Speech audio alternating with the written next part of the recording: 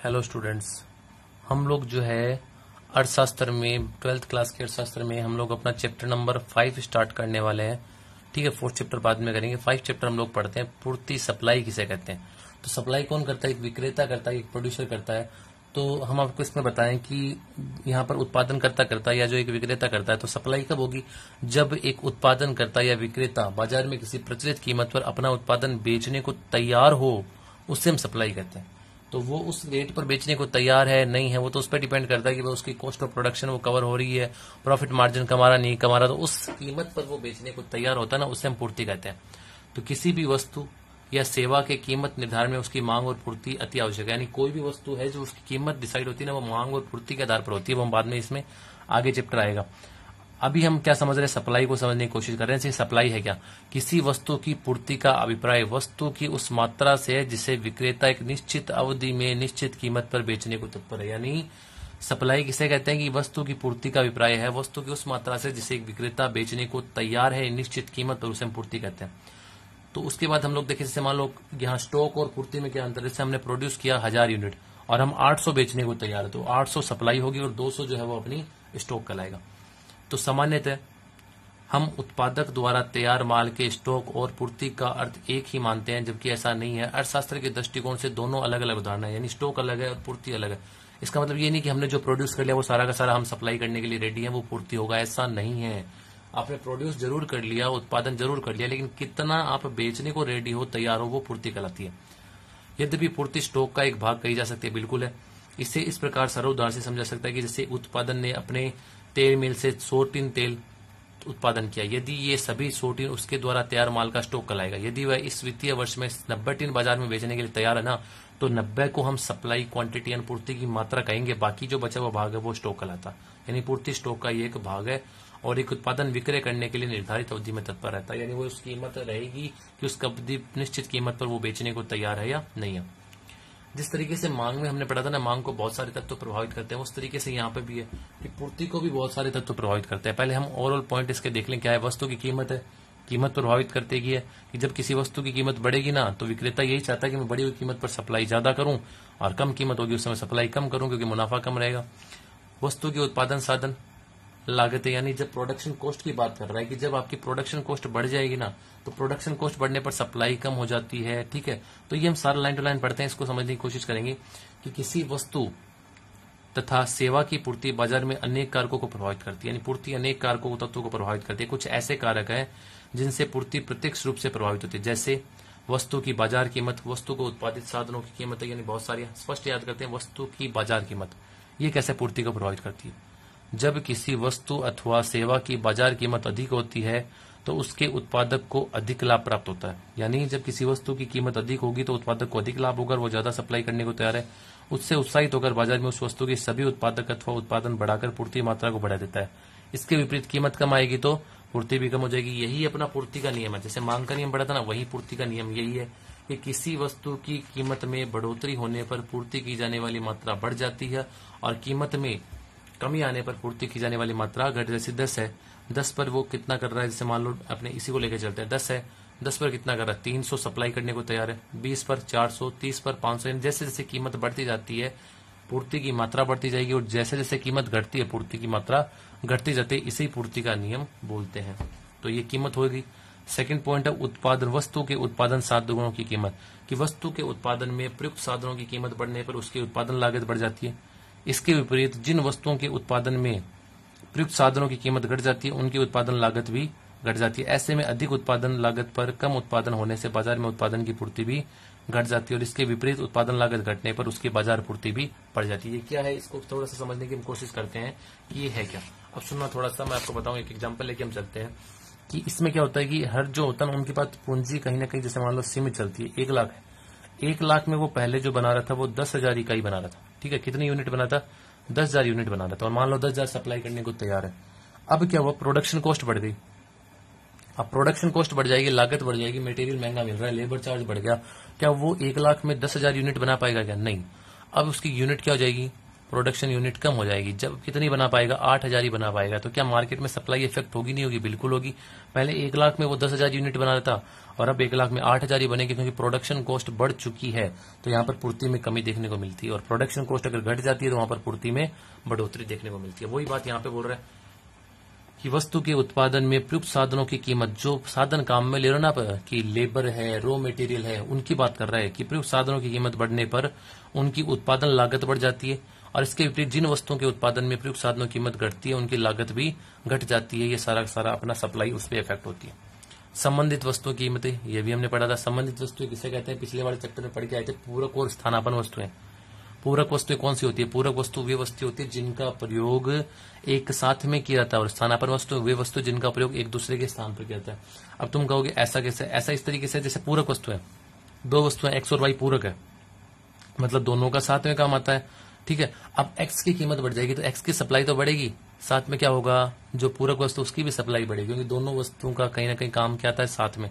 स्थानापन्न वस्तु में क्या है, एक दूसरे के स्थान पर यूज करता है। जैसे मान लो चाय और कॉफी है, चाय की कीमत बढ़ गई ना तो कॉफी की सप्लाई कम हो जाएगी और चाय की सप्लाई बढ़ जाएगी, क्योंकि बढ़ी हुई कीमत पर वो अधिक मुनाफा कमाना चाहते हैं। यानी जो साधन वो पहले लगाते थे ना किसी दूसरी वस्तु पर उत्पादन में, वो जिस वस्तु की कीमत बढ़ जाती है उन साधनों का हस्तांतरण ट्रांसफर कर देगा उनको बढ़ी हुई कीमत वाले वस्तुओं के उत्पादन में।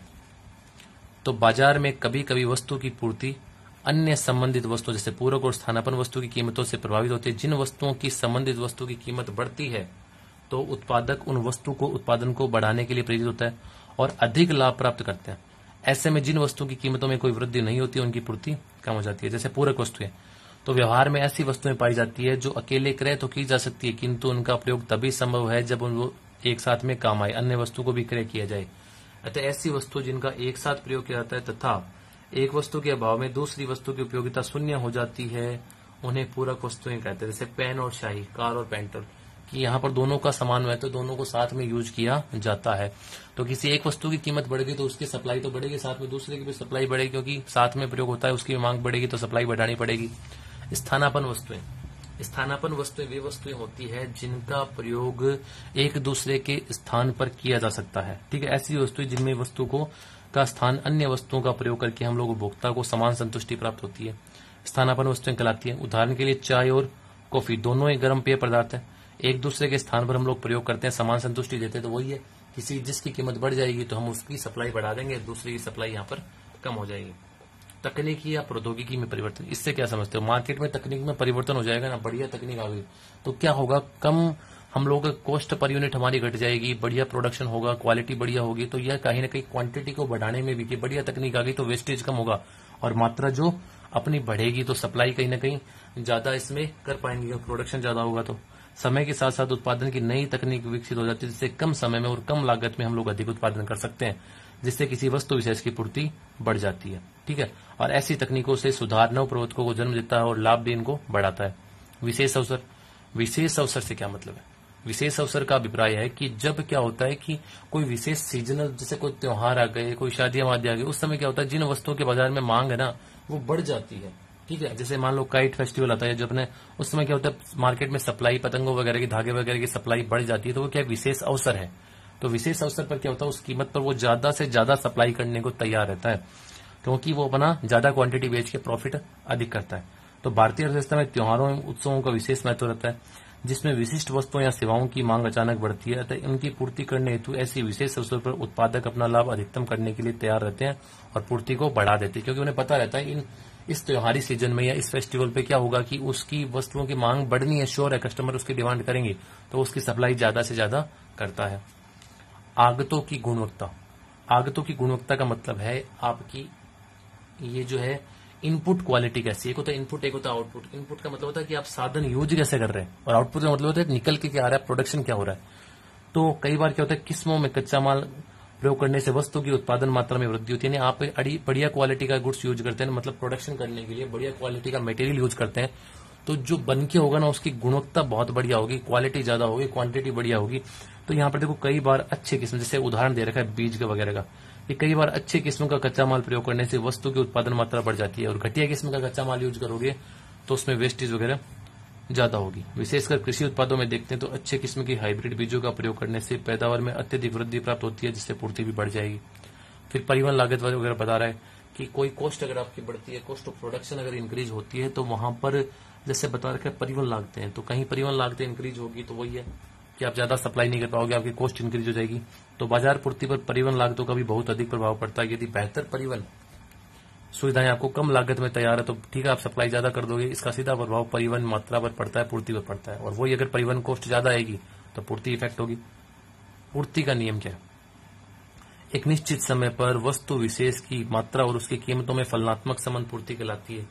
नियम की बात कर ले, यानी अन्य बातें समान रहने पर वस्तु की कीमत बढ़ने पर उसकी पूर्ति बढ़ जाती है और वस्तु की कीमत घटने पर पूर्ति घट जाती है। कैसा संबंध पाया जाता है? अभी पॉजिटिव रिलेशन है, धनात्मक संबंध है, दोनों समान डायरेक्शन में परिवर्तन हो रहा है। कीमत बढ़ रही है तो मात्रा भी बढ़ जाएगी, कीमत घटती है तो मात्रा भी घट जाएगी। अतः पूर्ति का नियम यह बताता है कि वस्तु की कीमत और पूर्ति समान दिशा में गतिशील होती है, अर्थात वस्तु की कीमत और पूर्ति में प्रत्यक्ष और धनात्मक संबंध पाया जाता है। ठीक है। फिर पूर्ति के नियम की मान्यताएं बता रखी कि पूर्ति के नियम की एजम्पशन, अगर आप पूर्ति के नियम को पढ़ना है ना तो ये कुछ मान्यताएं आपको माननी पड़ेगी। जैसे फर्स्ट, वस्तु विशेष के उत्पादन साधनों की पूर्ति और कीमतें स्थिर रहे, वस्तु विशेष के उत्पादन की तकनीक स्थिर रहे, वस्तु विशेष में क्रेता विक्रेताओं की रुचि जो है वो स्थिर है, उनमें किसी प्रकार का परिवर्तन नहीं होना चाहिए। वस्तु विशेष पूर्णतः विभाज्य होने, जैसे मतलब एक यूनिट होनी चाहिए, यूटिन जैसे पेन है तो पेन की एक यूनिट होनी चाहिए, ऐसा नहीं कि हाफ पेन इसको इस तरीके से पूर्ति का नियम लगा ले, ऐसा नहीं होगा।